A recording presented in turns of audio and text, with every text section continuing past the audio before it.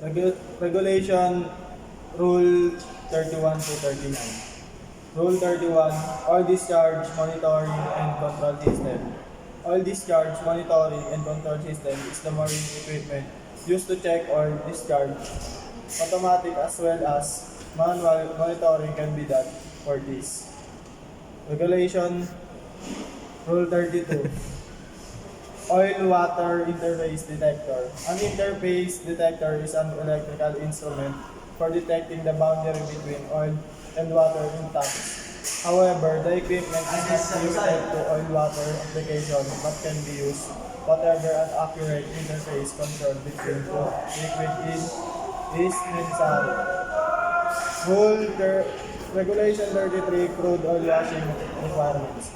Crude oil washing was made mandatory for new tankers by the 1978 Protocol to the MARPOL Convention. Regulation 33 of MARPOL, Annex 1, requires every new crude oil tanker. Regulation 34, control of discharge of oil. Discharge of oil means any intentional or unintentional act or omission by which oil is spilled, leaked, dumped, poured, or pumped onto the land surface or into water. Regulation 35, crude oil washing operation. Crude oil washing, or COW, is a system whereby oil tanks on a tanker are cleaned out between voyage, not with water but with crude oil from the cargo itself. Regulation 36, the Oil Record Book Part 2 Cargo Ballast Operation. The Oil Record Book Part 2 shall be completed on each occasion on a tank-to-tank basis if appropriate whenever any of the following cargo ballast. Regulation 37. Shipboard Oil Pollution Emergency Plan.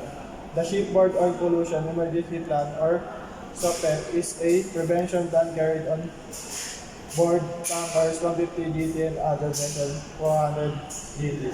Regulation 38.